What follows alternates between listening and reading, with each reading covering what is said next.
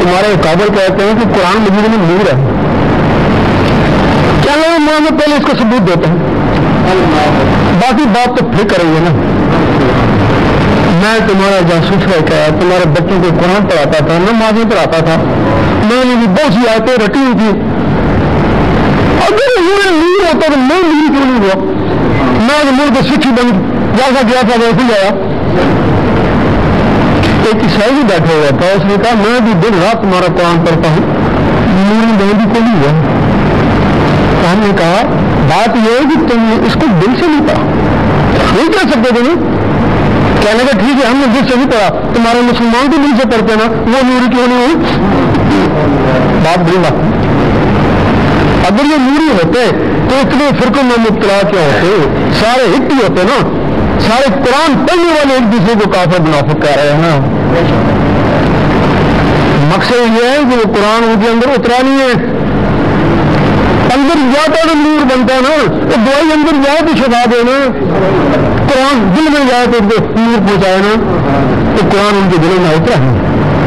جب قرآن دلوں میں نہیں اترا, اس دل میں دو چیزیں ہیں, یا اللہ یا شیطان.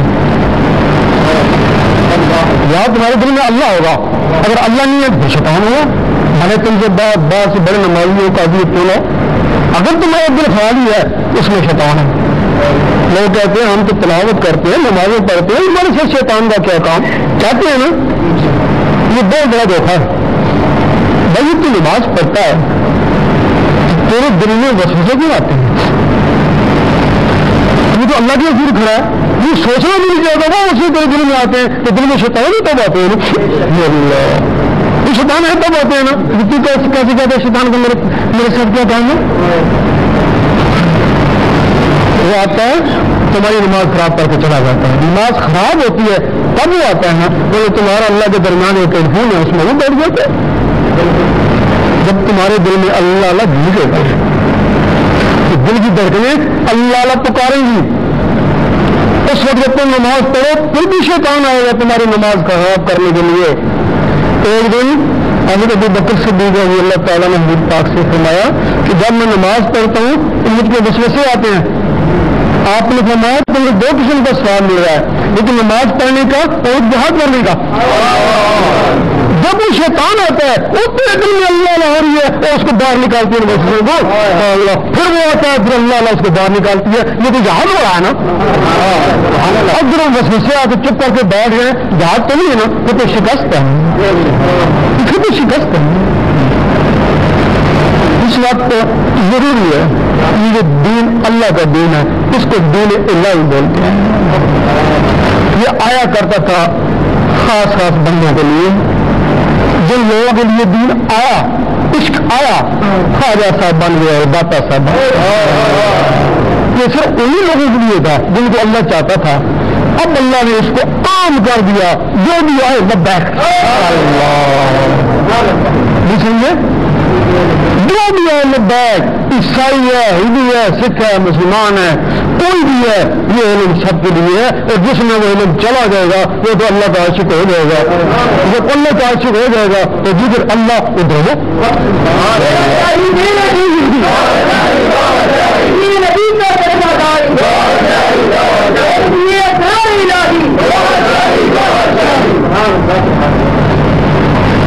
ہمارے علماء کہتے ہیں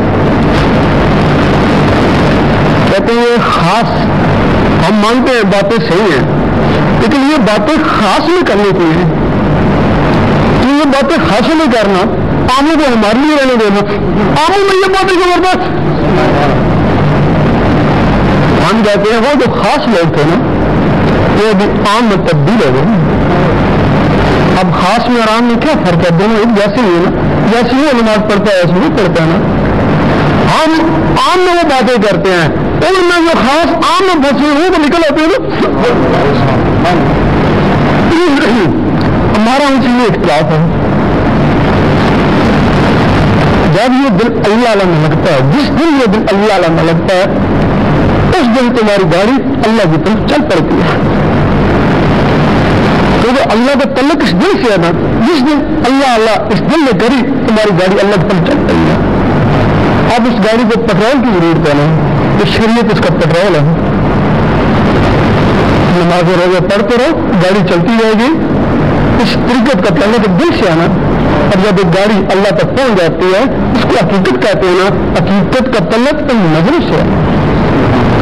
جب تم انہیں لوگوں کا کہ سب کچھ شریعت میں ہے, اس سے آگے کچھ بھی نہیں ہے. ناروے میں گئے ہیں, وہاں وہ لگا ہوا ہے, اس کے آگے دنیا نہیں ہے. اگر کوئی دنیا کا مہم بھی ہوا تو وہاں جا کے ہو جائے گا نا. آگے دنیا نہیں, میں کیا کہوں. جب تم نے کہا کہ سب کچھ شریعت میں, اگر کوئی اللہ کا طالب ہوا تو شریعت بھی پہنچ جائے گا نا. آپ کے آگے ہے کچھ نہیں, سب کچھ شریعت نہیں, پھنس گیا نا. اگر سب کچھ شریعت نہ ہوتا تو ہمارے جتنے بھی اکابر ہیں, داتا صاحب, خواجہ صاحب, جنگلوں میں کہہ گئے. اب تک غوث پاک کی جنگلوں میں گئے نا. اس کا مطلب ہے وہاں کچھ اور تعلیم تھی نا. وہاں وہ طریقت کی تعلیم تھی, وہاں شریعت کی تعلیم ہے, وہاں طریقت کی تعلیم ہے. شریعت مدرسوں میں شہروں میں پڑھائی جاتی ہے اور طریقت جنگلوں میں حضور پاک پڑھاتے ہیں نا. پھر وہ پڑھائی کے طریقے میں واپس بھیج دیتے ہیں نا. پھر شریعت اور طریقت والوں کو ٹکرائی شروع ہو جاتا ہے نا.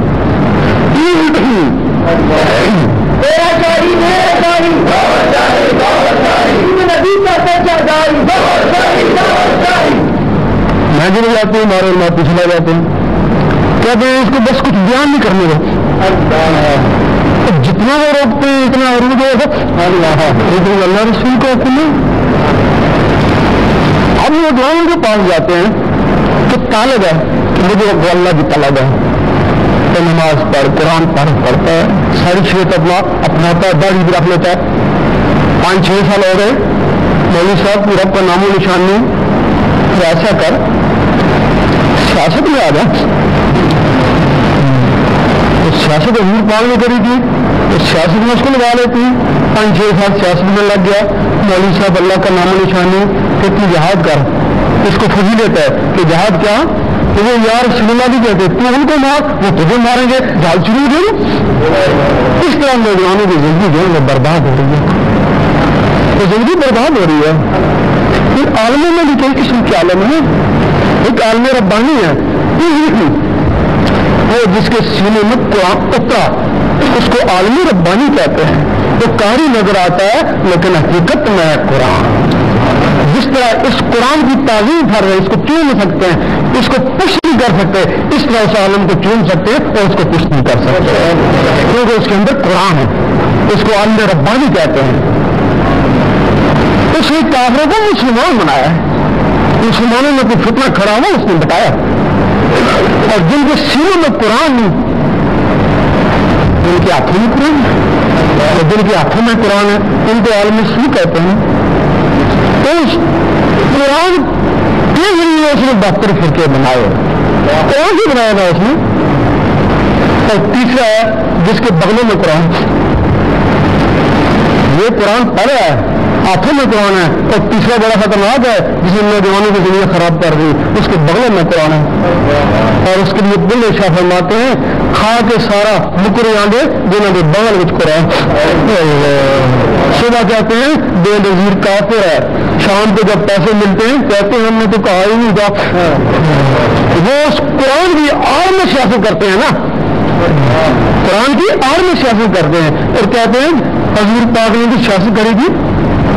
حضور پاک نے ایسی سیاست تھوڑی کی تھی. پھر کہتے ہیں کہ جابر سلطان کے سامنے کلمہ حق کہنا جہاد ہے. یعنی جو بھی حکومت ہے اس کے خلاف یہی ان کی ہوتی ہے, حدیث ہی ہوتی ہے نا. یہ پہلی بات کیا ہے کہ حضور پاک کے زمانے میں جابر سلطان مسلمانوں میں کون تھا. اگر کوئی ہوتا ہے معافی کر لیتے ہیں, جائز نہیں کرتے. یہ تو آپ کافروں کو نہیں کہا تھا نا, یہ مسلمانوں میں پھر کر کے آپس میں لڑاتے ہیں نا. اس لیے ضروری ہے آپ کو سیاست کو چھوڑو, بہت عرصہ کر چکے ہو, اب روحانیت کی طرف آؤ. وہ 5-6 سال جو تم سیاست میں گزارے کچھ نہیں ملا. اگر تم 5-6 سال صرف اللہ اللہ کرتے رہے تو اور بھی تمہارے دل کی صفائی تو ہو جائے گی نا. دل کی صفائی ہوگی, دل چمک اٹھا تو اللہ تعالیٰ کبھی کبھی مخلوقوں کو دیکھتا ہے, بنائی بھی ہے نا, وہ داڑھی کو نہیں دیکھتا, وہ شکل کو نہیں دیکھتا, وہ چمکتے ہوئے دلوں کو دیکھتا.